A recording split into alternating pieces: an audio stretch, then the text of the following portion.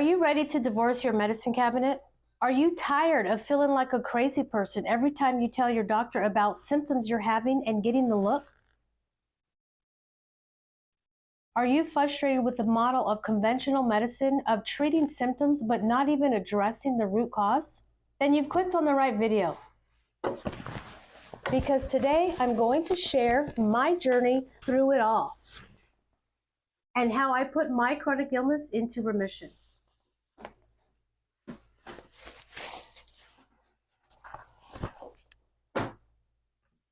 But first, if you like biohacking, functional medicine, improving presence and mindfulness, and watching the shenanigans I go through to experiment with healing techniques, then like and subscribe so we can get started. Let me first start by establishing a foundation of what I was living with. I was living with severe allergies. I had asthma, plus I was highly sensitive to everything, it felt like. External and internal, whether that was food, whether that was environment. I knew I couldn't even walk past a scented candle without feeling some kind of reaction to it. I also struggled with chronic fatigue, brain fog, bloating, sleep issues, mood issues. I was always falling ill, so my immune system was highly compromised. I would sometimes deal with vertigo from inner ear infections. I had chronic bronchitis. I also experienced something weird with my hearing. It felt like I was losing the sense of how far noises were, even what direction sounds were coming from. Felt like my head was in a tunnel. I also had a lot of hormonal imbalances, so I lost my period at times. There was one time where I had a period for 30 days. It came as a relief when I was finally diagnosed, and what I was diagnosed with is HASHIMOTO'S hypothyroid disease. Being diagnosed with something is never fun, but when you're living with symptoms for years, maybe even decades, and you finally have a diagnosis, it does come as a relief because at least they know what it is. Now I can follow the protocol to healing it or treating it. That brings us into treatment. So I was already on a ton of prescription medications for allergies. I was on 2 inhalers for my nose, 2 inhalers for my lungs, a long-term inhaler, and then a short-term. I was sent to an allergist. My primary doctor at the time put me on progesterone for hormones. She also put me on a supplement known as 5-HTP to help my nervous system relax. I was given a prescription called Nature-Throid. On top of all of that, my primary referred me to a psychiatrist for my emotional issues, which, by the way, really disturbed me. At that point, I felt you are really not listening to me, or you don't see me, because my emotional issues were clearly a symptom of whatever illness I was experiencing. I should have known then that this was not the right path for me, but at that point, I wasn't listening to my intuition. I don't think I was even tuned in. I had been so numb to everything, to myself, to listening to my gut instinct, and just trying to get through the day, just trying to get through life. The best part of my day was when I got to lay down, and that's pretty sad. No wonder why I was depressed. But now that I look back, that was a big lesson for me to really pay attention to my inner self. What is my intuition telling me? And everything inside of me was screaming, this is not the right path. But I didn't hear it. I didn't listen to it. I turned away. I thought, I'm desperate. I need to do whatever I can to try and heal myself. And in fact, I got another big lesson. And this reminds me of a quote. I think it's something that Oprah Winfrey says about life whispers at you. And if you don't hear the whispers, then you hear it in a scream, which is like a brick wall or something. But whatever the quote is, it came again, even louder this time. And what happened was I went to get my allergy shot as usual. I stayed in the lobby for 15, 20 minutes, make sure everything is fine. Then I left, and I'm on my way home, and I'm having an anaphylactic reaction to the allergy shot. I couldn't breathe. I couldn't even struggle to breathe. It was very different from having an asthma attack or being winded or being out of breath. This was just kind of like my whole body shut down. Anyways, I turned back around. It took about 45 minutes to really bring me back to a calm state where I could easily breathe and feel relaxed again. I didn't think much of it other than that was scary. I don't want to experience that again. And the doctor assured me that he wouldn't be giving me that level of shots anymore. He was going to drop me down to a lower level until he feels confident that I'm ready to graduate to that level. So I took his word for it. I thought I felt pretty good about it until I had to go back. I went back, got my shots, did okay. Then 2 weeks later again. But this time I went home. I did start to break out in hives and started wheezing. So I found myself in the emergency room a couple hours later with 95% oxygen. After that night, I went home and I said, I am done with allergy shots. They're not working. They're making me worse. And not only that, now I have PTSD. But you know what? That was my rock bottom. That's what really got me to turn the ship around, or at least realize I need to turn the ship around. This path I'm on, it's not working for me. I'm no longer willing to do whatever they say. I need to figure out what is the right path for me. What is my next best step? Because my health is declining year after year. Those were some tough experiences and some tough lessons, and it's really uncomfortable reliving those, and I know I'm at a different place now. I didn't do anything specific right away. I took some time off to consider, what's my next move? What do I need to do here? What diet can I eat? If it's not standard American diet, it's not vegetarian diet, what am I supposed to be doing? Why can't I eat like everybody else and be normal?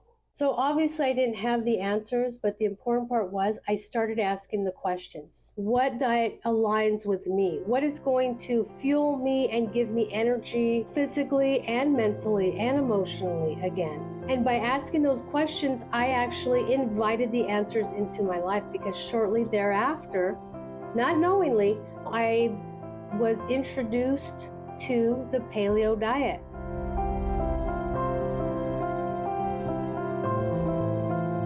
And I looked it up, and the first thing that came up was Rob Wolf's book called The Paleo Solution, The Original Human Diet. When I read that title, something lit up inside of me. And I'm human. Maybe I need to go back to our roots. What was our original diet? Because that's what I need to do. I started reading the book. I also came across a few other books.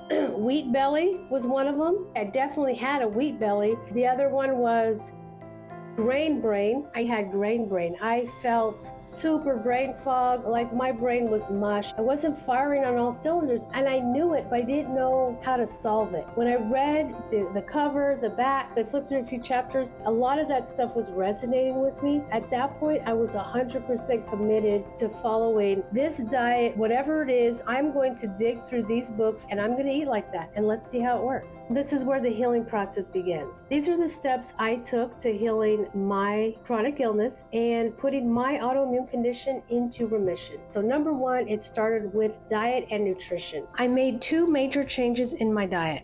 The first was the types of foods I added, which were foods high in nutrients. This includes beef, fish, pork, chicken, and bone broth. I was already eating veggies, so I kept those in, and I added in healthy fats like beef tallow, avocado oil, coconut oil, walnuts, and almonds. The second major change was removing the types of foods that cause inflammation. These were gluten and soy, highly processed foods, and a diet high in carbohydrates and sugar. And I also removed the fake foods. Number 2, I started detoxing. What I mean by detoxing is starting to remove toxins from my diet and my lifestyle. So starting to remove the things I was consuming that had a lot of toxins in it, but also starting to look at all the toxins in my environment. The third thing I started looking at was my lifestyle. And this means starting to slow down. Lifestyle meant my mindset, the way I viewed things, the way I viewed myself and how I was living. I started implementing self-care practices, things like self-compassion, patience, acceptance, not being so hard on myself for getting to this point and for not knowing better. One of the things that helped me was float therapy. Float therapy actually helps a lot with inflammation, but it also helps with mindfulness. I became more aware of what I was putting into my body and how I was treating myself. And I was growing awareness around my inner dialogue. The fourth step I took was to address gut infections. I reached out to a functional medicine practitioner and started taking the steps to truly address my gut infections. I felt like I had done everything in my power. I had Change my diet, change my lifestyle, improve my mindset, was trying to live more with more presence and mindfulness, doing my best with what I knew. I did the AIP. I feel like I'm 80% there. Let me reach out to a functional medicine practitioner and see if there's anything going on. And of course, what any good functional medicine practitioner is going to do first is get you tested. I took the OATS test. The OATS test is the organic acid test, which is a urine test. It looks for possible nutrient deficiencies, gut dysbiosis, metabolism, mitochondria dysfunction, and more. We also ran the GI MAP test, which is a stool test that screens for low-level microbes. So my results came back positive for H. pylori and C. diff. The first step was to address my gut infections, and the protocol was to kill the bacteria while simultaneously nourishing my body with food and supplements to restore my markers to healthy levels. So now let's get into the next layer of my journey, which was the dark night of the soul. And this is as pleasant as it sounds. It was a really dark time for me, very emotional, but also an opportunity for me to really look at myself and do the work, address things in myself that I was ignoring, overlooking, but most importantly, areas of my life that went unexpressed. If you listen to Gabor Mate, Isabella Wentz, and several other doctors and scientists and researchers, a big portion of autoimmune conditions stems from not expressing our emotions. And this was something that I had to come face to face with. But before we get into that, this video is brought to you by me.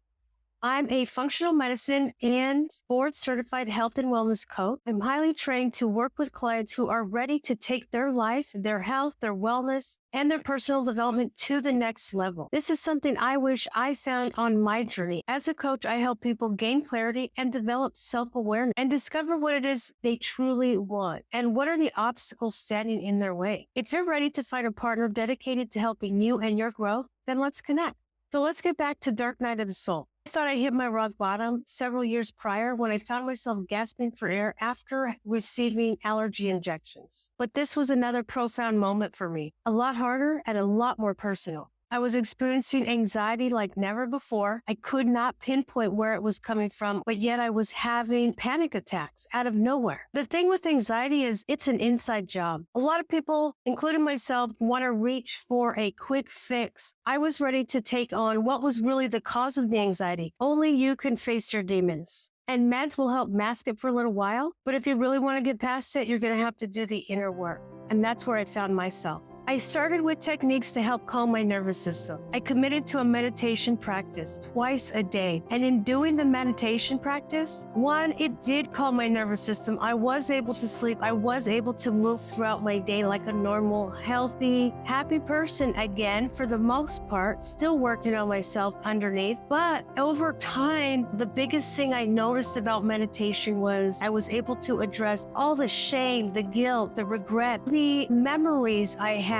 of times where I was not happy, but I did not express it, or things when I just had to swallow my stress and keep powering forward. Those emotions will resurface. So there are many techniques that you can use to help you in calming your nervous system, dealing with your demons, and creating a future and a present that you are happy with by allowing acceptance and forgiveness and self-compassion in your life, and also techniques to help you develop a path forward. That's my healing journey in a nutshell. If this rings true to you in some ways and you're ready to start feeling better, then I would recommend start small and simple. Be kind to yourself. Change is hard and healing is possible. If you're struggling and would like to talk, schedule a free consult.